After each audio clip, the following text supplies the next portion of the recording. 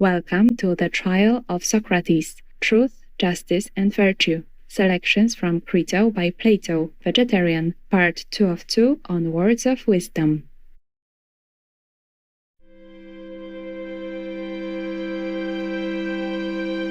The venerated Socrates, vegetarian, was born in Athens, Greece, circa 470 BC.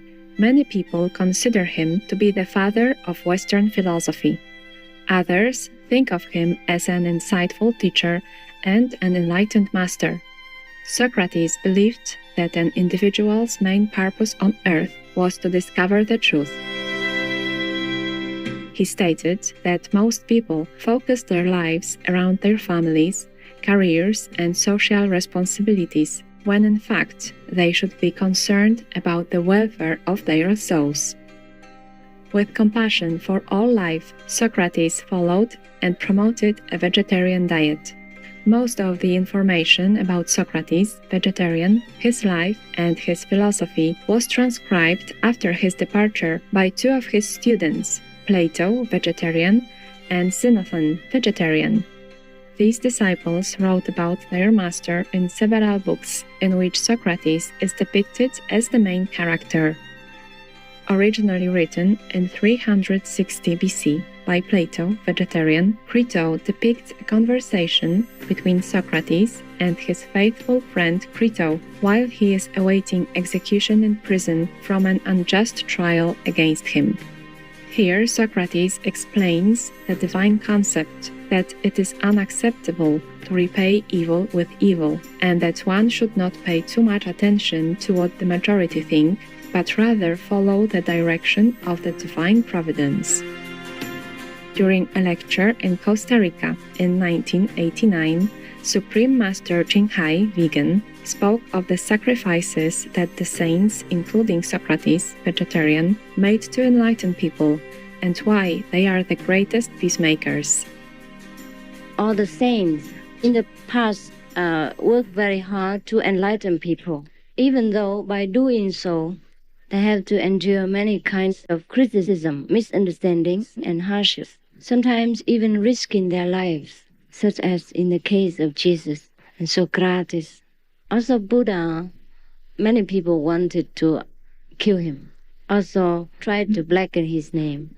But despite all of this difficulty, the saints always endure for the sake of people. The saints are the greatest peacemakers, the greatest politicians who always bring peace into the world, the king without any throne, because they don't need anything in this world. Let us continue with selections from Crito, where Socrates, vegetarian, expressed his views on justice, virtue, and the relationship between truth and power. Socrates spoke to Crito. Then consider it thus. If, while we were preparing to run away, the laws and commonwealth should come and say, "Tell me, Socrates, what do you purpose doing?" And we say that you, O Socrates, will be subject to these charges if you accomplish your design, and that not least of the Athenians, but most so of all. And if I should ask for what reason, they would probably justly retort on me by saying that among all the Athenians, I especially made this compact with them. For they would say, "Socrates, we have strong proof of this, that you were satisfied both with us and the city, for, of all the Athenians, you especially would never have dwelt in it, if it had not been especially agreeable to you. First then, therefore, answer us this, whether we speak the truth or not, in affirming that you agreed to be governed by us indeed, though not in word. What shall we say to this, Crito? Can we do otherwise than assent?" Crito replied, "We must needs do so, Socrates."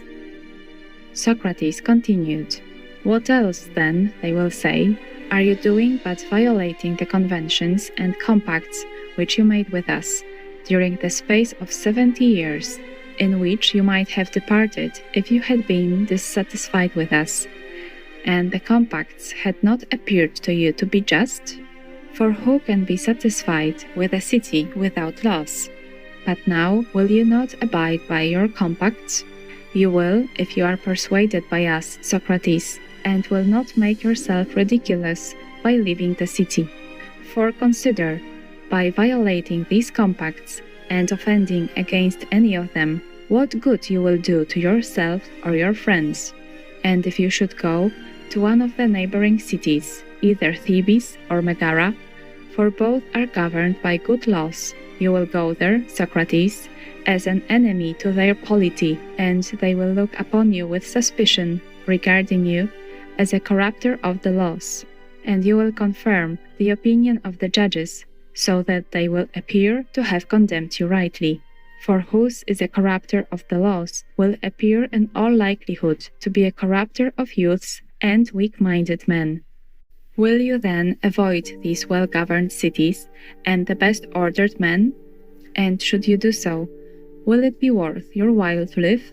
Or will you approach them and have the effrontery to converse with them, Socrates, on subjects the same as you did here, that virtue and justice, legal institutions and laws should be most highly valued by men?